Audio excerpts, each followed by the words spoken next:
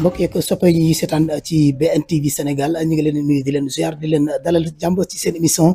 sunu jotaay nag buñ ko waxee nag dañuy déplacé wu fekk ji ay kilifa muy ay notable wala nag jëm ci wàllu nag ñu yor ay association wala ñu bokk ci ñuy jëmale réew mi kanam acca mi ngi noonu nag moo waral seen émission sunu jotaay tey nag ñu déplacé wu ñëwaat fii ci waa ASCOS bu Mbao nag dalal kenn ci ñoom jiite leen di présidente ASCOS Mbao nekk fii kon ci complexe Serigne Fallou Couture nekk fii ci Kër Mbaye Fall Ridis moom la ñu war a waxtaanal muy soxna Fatou Kiné Ndiaye nga xam ne nag moo jiite kon ASCOS bu Mbao di association tailleur bu Mbao di ci nuyu baax sama xarit yooyu nag ñoom Mbacke Ndiaye Mami Couture ñu leen nuyu baax ñoom Mor Diop sama xarit nekk ci biir ñoom ñu ngi leen ci béggee ñoom itam bu baax baax Daouda Wàcc Nooru Daari ni sama rakk ja di ko béggee bala ñuy sori rek ci waxtaan bi kon dañu daal di bàyyi rek Fatou Kiné mu daal di nuyu ak mbokk yi seetaan émission suñu jotaay soxna Fatou maa leen nuyu. naa ngi lay fay seen baaj asalaamaaleykum wa rahmatullah ñu ngi leen nuyu bu baax waa BNTV di am kontaan bu baax si seet si gi ngeen ñu seet si kontaan nañ bu baax macha allah ñu ngi nuyu àdduna bi di nuyu suñu clients yi di nuyu ñëpp bàyyiwuñu kenn suñu tailleur yi ñu bokkal liggéey bi bàyyiwuñu kenn suñu secrétaire Awa suñu sëriñ sëñ Ousmane Ndiaye ñu ngi nuyu ñëpp bàyyiwuñu kenn ak sama ñaari waajur. macha allah mu mel ni kon tey émission bi nag dana ala daw ndax ci wàllu métier tailleur la ñuy wax waaye war a waxtaanee tamit nag ki nga xam te ne nii dañ ne jigéen ju man góor la ñuy wax ndax koo gis mu nekk jàmbaar rek nag jigéen moo nekk ci wet ga rawatina nag moom mu nekk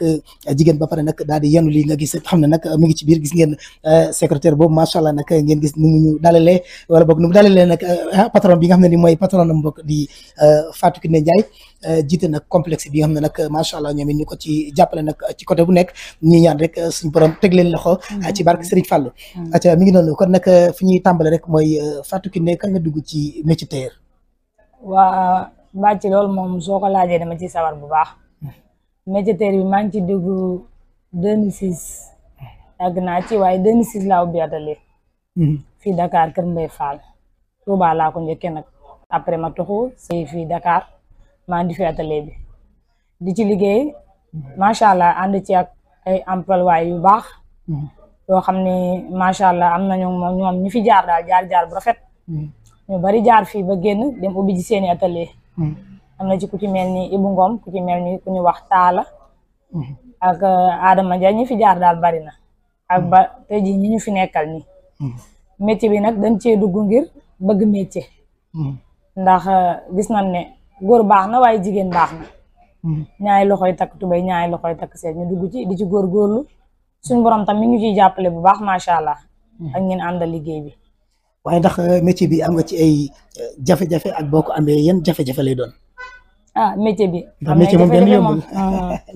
dund nañ si lu neex waaye dund nañ ci lu métti tam. dund nañ ci jafe-jafe. waaye wax dëgg yàlla jafe-jafe buñ ci dund it dañ koy sant suñu borom rek. ndax loolu moo ko àddina ànd du tutur mu neex.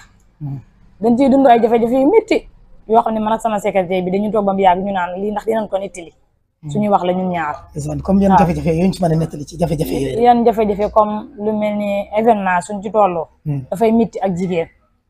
parce que bu ñu xëyee suba 9h xëy si. boo xoolee 9h boobu la ñu dem xëyaat ñibbi suñu kër yi wàcc dem ñibbi si atelier bi la ñuy fanaan ñu yor suñu doom yi xam nga loolu métti na. man bu may dugg ci kër gi sax sama yaram tey daw. waaw damay xam ne métti na waaye jaboot ak góorgóorlu rek moo ñu ci yóbbee waaye am na lu métti lool lu métti événement moom soo ci duggee dafay métti ni dana neex si côté parce que di nga liggéey di nga am xaalis waaye lu métti loolu moom du feeñ yow yaa koy dund ci biir atelier bi ndax clients yi macha allah yàlla boole nañu ko ay clients yoo xam ne moom macha allah wax dëgg yàlla amuñu jafe-jafe ñun suñu clients ñoo ñu bëggal seen bopp ñun comme client ni mën a taxaw événement mu ne sama ñëw bëriwul soow affaire yooyu dañuy jànkonteeg loolu waaye lu ci ëpp bëriwul moom day am nag waaye bëriwul waaye am na ay jafe-jafe am na tamit lu neex waaw am na bànneex am na ay jafe-jafe ndax macha allah. ndax mën nga cee nettali ci bànneex yooyu ndax nettali nga ci jafe-jafe yi tuuti bànneex yi nga xam te dund nga ko ci yan moo la gën a marqué. waaw li ñu si marqué ci bànneex moom bari na. ndax am na si yu bari yoo xam ne buñ ko xoolee xam ne lii liggéey bi moo ñu ko may rek ñun dañu kontaan dañu gën a góorgóorluwaat te loolu am na suñu borom def na ko bu baax. ku gis complexe sëñ Fall de xam naa ne am na dara de.